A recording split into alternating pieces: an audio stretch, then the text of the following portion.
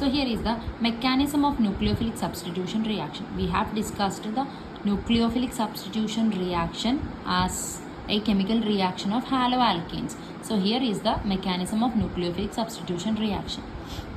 Okay, so this is simply nucleophilic substitution reaction. A strong nucleophile replaces a weak nucleophile from a compound. Okay, so here there are two mechanisms by which nucleophilic substitution reactions takes place. The first one is SN1 mechanism of nucleophilic substitution reaction, and the second one is SN2 nucleophilic substitution reaction, SN2 mechanism. In the SN1 mechanism, X, which is this weak nucleophile, leaves first. Okay, so in the first step, this weak nucleophile leaves the compound, and then the strong nucleophile attacks the carbon, and this takes place in two different steps, and this is called nucleophilic substitution unimolecular. Nucleophilic substitution unimolecular. The second one is nucleophilic substitution bimolecular. So even in the presence of the weak nucleophile X, even in the presence of this, the other nucleophile, strong nucleophile, attack through the back side of this compound. Even if this X is present here, no matter even if it is present here or not, the other nucleophile, strong nucleophile, will enter or attack this carbon through the back side, through the rear end. Okay, so as the new carbon nucleophile bond is formed gradually, so this takes place in the same time, simultaneously. CNU bond will be formed gradually.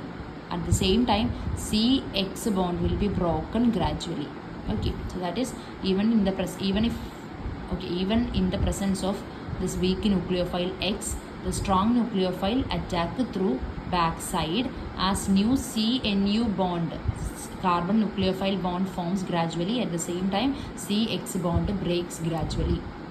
So what is this SN1 mechanism? SN1 mechanism means it takes place in two steps. Okay, in two steps.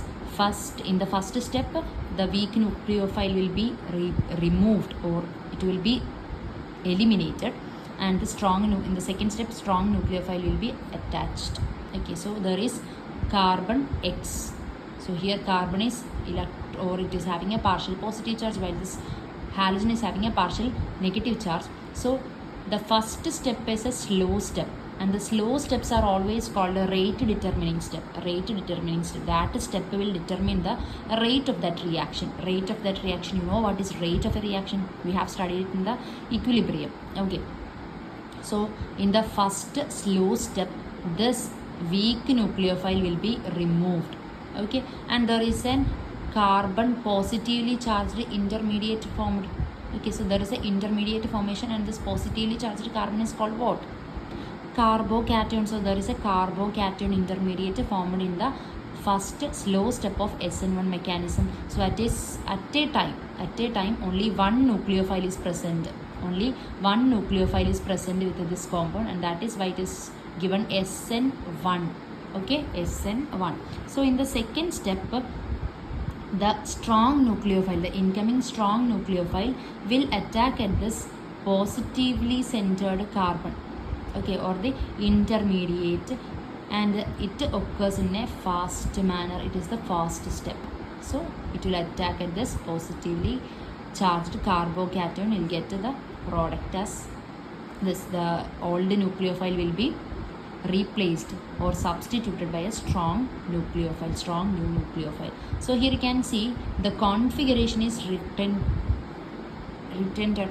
The configuration is not changed.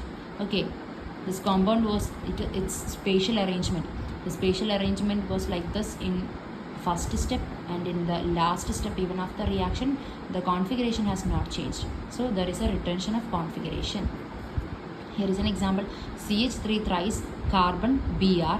In the first step, it is a slow step. What happens is Br will be removed, and a carbocation intermediate will be formed. Carbocation intermediate and Br minus is removed. And in the next step, the strong nucleophile OH minus attacks the carbocation center in a fast step, and we get this another product. So the order of reactivity of this haloalkanes towards SN1 reaction is tertiary greater than secondary greater than primary. This is because there is an intermediate carbocation intermediate, and we know that for carbocation intermediate, tertiary carbocation is more stable than the secondary, and primary carbocation will be less stable. So the activation energy will be very small for tertiary carbocation. So that tertiary carbocation will readily, if we have tertiary carbocation, secondary carbocation and primary carbocation, tertiary carbocation will undergo SN1 mechanism more rapidly. Okay, so that is about SN1 mechanism. The other is SN2 mechanism. So we know that in SN2 mechanism, the removal of X minus and the addition of OH minus, removal of weak nucleophile and addition of strong nucleophile takes place in same step. So here it is, we have CH3Cl and incoming nucleophile, strong nucleophile OH minus. So it takes place in single step. Okay, the addition of OH to this carbon and removal of this chlorine from this carbon takes place simultaneously. So this one comes through the back end. Okay, so the incoming strong nucleophile attack this carbon through the rear end or back side. So that will get to the structure. This carbon is having CH3, and this OH attacked through the rear end, and there is a chlorine, and at the same time there is this bond is forming gradually, and this bond is broken gradually. So this is called a transition state. Transition state. Okay, so in this case carbon is seem to have 5 valency. It is highly unstable. So what happens in the next step, or in the same step itself, what happens? This bond will be completely broken and this bond will be completely formed, and thus we'll get this product. But here you can see, if you look at this reactant and the product, the configuration is inversed. The configuration is inversed, just like an umbrella. If you take an umbrella and go out in heavy wind, what happens to the umbrella? It's just inverts like that. This compound has inverted, so its configuration is inverted. So at the same time, here you can see at the same time it has two nucleophiles at the same time, and that is why it is termed as SN2. Okay, and we have told that the the configuration is inverted. Now the order of reactivity of haloalkanes towards SN2 is primary greater than secondary greater than tertiary. This is due to the less hindrance for primary carbocations or primary compounds. For primary carbocation there is less substituents or less branches, so the incoming nucleophile can attack this carbocation more easily due to less hindrance. But for tertiary there is more steric hindrance. More bulky groups will be there which will hinder the incoming strong nucleophile to attack the carbocation center through the rear end.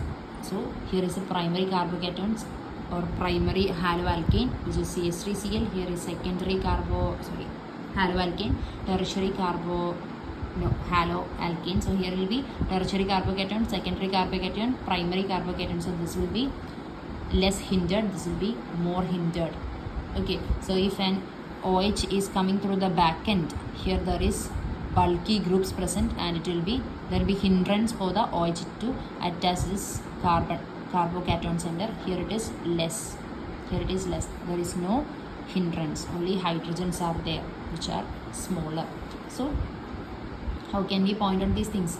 For SN1 mechanism of nucleophilic substitution reaction, it proceeds in 2 steps. There is an intermediate formation. The intermediate is carbocation. There is retention in configuration. The order of reactivity will be tertiary greater than secondary greater than primary.